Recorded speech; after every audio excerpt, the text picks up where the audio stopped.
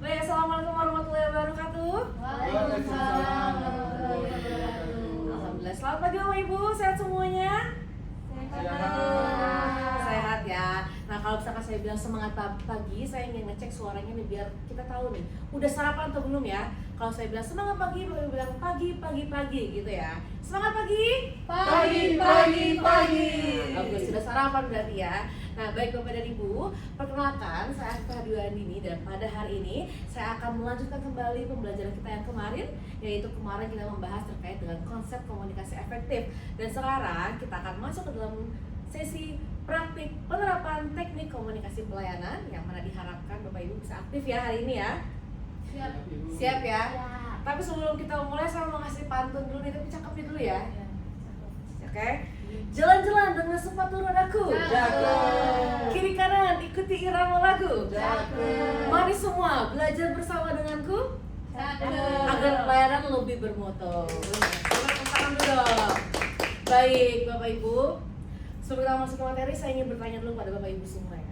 Di sini apakah Bapak Ibu pernah punya pengalaman menghadapi masyarakat yang kembali bertanya, padahal informasinya sudah kita beritahu? Pernah ya? Biasanya karena apa masyarakat bingung?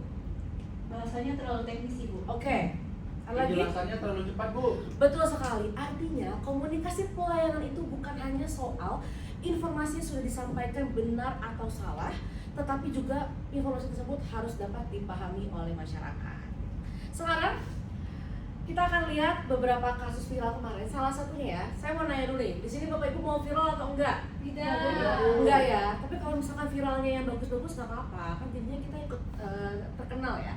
Nah, kemarin saya lihat sebuah berita. Ada sebuah PTSP di pengadilan kita, terlihat bahwa petugas pelayanannya itu sedang bermain game. Seperti di sini ya, kita lihat. Nah, bukannya layar monitor tersebut itu memperlihatkan perkara pengadilan, malah ikut bermain game di sini. Nah, menurut Bapak Ibu sebagai masyarakat ya, di luar konteks di balik ini semua, kita kan tidak tahu ya apa yang dia lakukan. Menurut Bapak Ibu, jika Bapak Ibu jadi masyarakat, apa yang Bapak Ibu rasakan? Merasa diabaikan, Betul, merasa diabaikan. merasa kecewa. Merasa kecewa ya. Nah, menurut Bapak Ibu, kira-kira teknik komunikasi apa yang seharusnya dilakukan oleh petugas pelayanan tersebut? Memberi perhatian penuh, Memberi perhatian penuh, ada lagi? Melakukan kontak mata.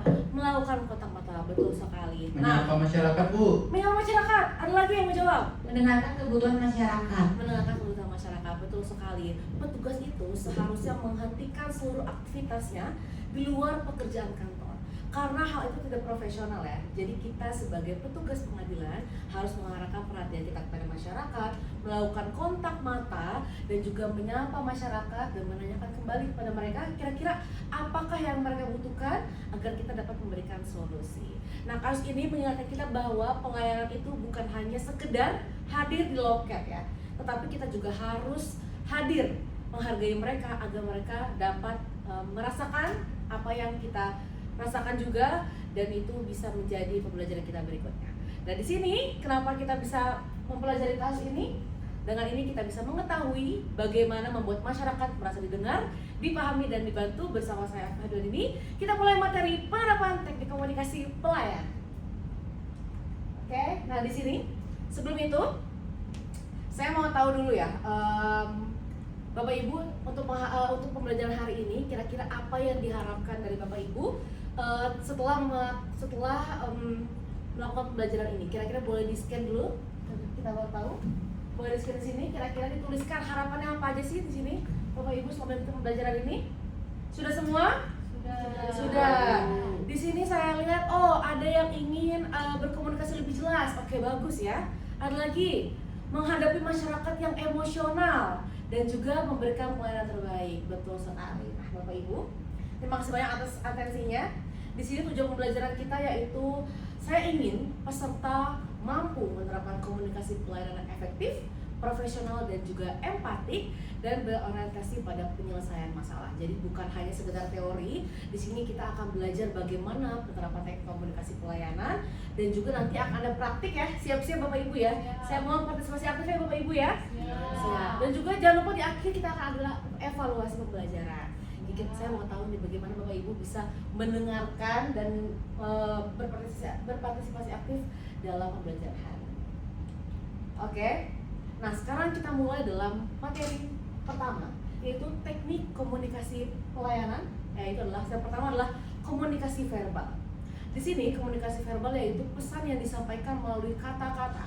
Jadi dalam pelayanan kita harus menggunakan bahasa yang jelas, runtut, mudah dipahami, dan juga jangan lupa hindari bahasa hukum dan juga bahasa pintar sekali bahasa teknis. Karena kita sebagai orang awam pasti kan nggak ngerti kan apa sih itu bahasa-bahasa hukum. Kita harus mengerti masyarakat dengan memberikan penjelasan menggunakan bahasa masyarakat ya. Nah, seperti contoh di sini. Di sini petugas bilang Bapak dapat mendaftar melalui meja layar ini. Setelah formulir diisi, kami akan memeriksa kelengkapannya. Kira-kira menurut Bapak Ibu apakah pesan tersebut sudah benar? Sudah Bu, sudah benar. sudah jelas, sudah runtut, Hmm? terus memberikan tahapan yang harus kita lakukan Bu. Betul. Di sini masyarakat tidak hanya diberi perintah, tetapi juga diberikan penjelasan mengenai proses selanjutnya. Nah, yang kedua adalah komunikasi nonverbal. Nah, tadi kita membahas tentang kata-kata. Di sini pesan yang kita tunjukkan melalui ekspresi, kontak mata, postur, dan juga gerakan tubuh. Sekarang coba misalkan saya contoh ya, dengan kata-kata yang sama tapi dengan cara berbeda. Misalkan yang pertama, silakan duduk Bu. Atau yang kedua, silakan duduk Ibu, ada bisa saya bantu. Kira-kira yang mana masyarakat merasa dihargai? Yang kedua Bu. Yang kedua ya. Nah, di sini menunjukkan bahwa walaupun kata-katanya sama, tapi dengan cara kita memperlakukan masyarakat itu dapat membuat masyarakat merasa lebih dihargai. Nah, yang ketiga adalah active listening.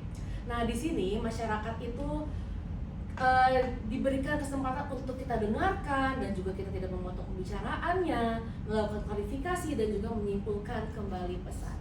Dapat dilihat di sini bahwa petugas pelayanan ini mengklarifikasi kembali dan memberikan solusi ya. Jadi jangan cuma didengarkan tapi dengan menggunakan bahasa yang jelek dan juga gestur tubuh yang tidak diinginkan. Di sini kita juga harus mendengarkan secara aktif ya. Lalu yang keempat adalah empati. Nah, di empati ini bukan berarti kita sebagai petugas pelayanan itu setuju 100% kepada masyarakat ya. Di sini kita juga harus mendalami apa yang mereka inginkan, mencoba mengerti apa yang mereka inginkan dan memahami masyarakat. Nah, di sini kita juga harus mengerti apa yang mereka ingin sampaikan dan juga jadi petugas itu kita harus baik kepada mereka. Jangan sampai apa yang mau kita sampaikan itu menyakiti hati orang-orang tersebut gitu ya. Dan yang terakhir nih adalah bahasa yang positif. Jadi di bahasa yang positif ini kita harus fokus kepada solusi, bukan dari kesalahan dari masyarakat itu sendiri. Contohnya kita bandingkan lagi dua kalimat berikut. Yang pertama, berkas Bapak salah dan tidak bisa diproses. Atau yang kedua, berkas Bapak masih perlu dilengkapi. Bapak dapat melengkapinya terlebih dahulu agar segera kami proses. Kira-kira yang mana? Yang kedua Bu. Betul, yang kedua. Informasinya sebenarnya sama-sama berkasnya tidak dapat diproses ya.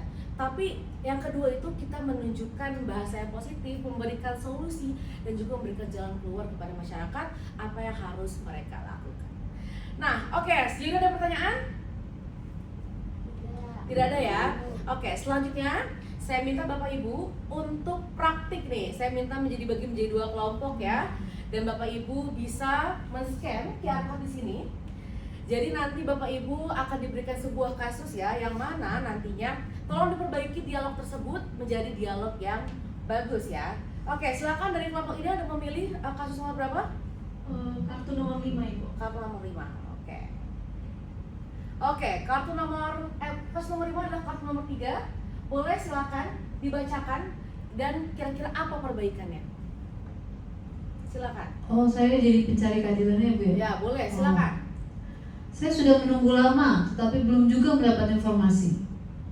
Baik Ibu, di jawaban petugas di kasus 3 ini tadi saya sudah jelaskan, masa masih belum dimengerti, ikuti saja prosedur yang ada. Nah, sebagai petugas seharusnya menyampaikan dengan secara baik, bisa dengan perbaikan, baik Ibu tidak apa-apa. Saya akan jelaskan kembali secara bertahap. Pertama, Bapak atau Ibu mengisi formulir pendaftaran. Setelah itu serahkan formulir beserta dokumen persyaratan kepada petugas untuk diperiksa kembali.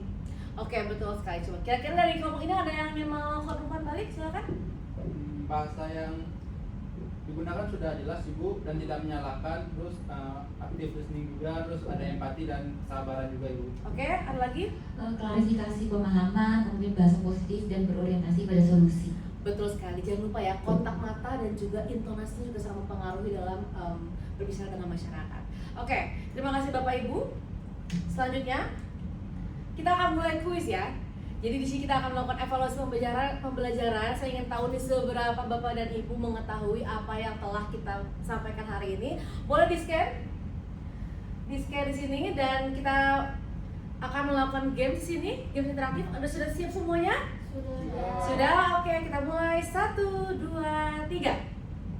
Oke. Di sini kita lihat ya, saling beriringan. Oke, sudah selesai? Ya. Sudah selesai dan sekarang ada pemenangnya adalah Ibu Ida. Wih, tepuk tangan dulu Ibu Ida.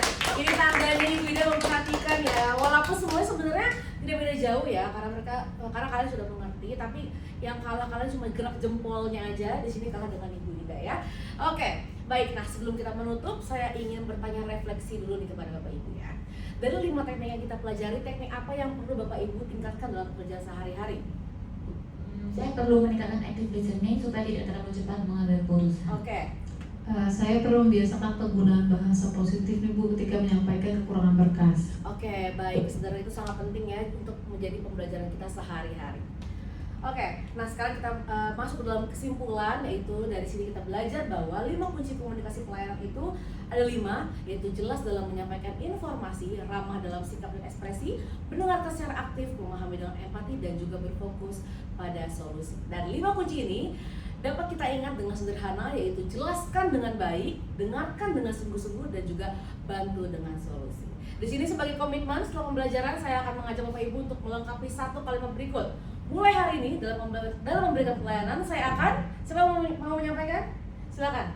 Bagi Ibu, mulai hari ini saya akan lebih sabar mendengarkan masyarakat sampai selesai. Bagus sekali. Ada lagi? Saya Bu, mulai hari ini saya akan menggunakan bahasa yang lebih positif dan tidak menyalahkan. Mantap sekali, luar biasa. Semoga komitmen tersebut dapat kita terapkan secara konsisten di unit kerja masing-masing.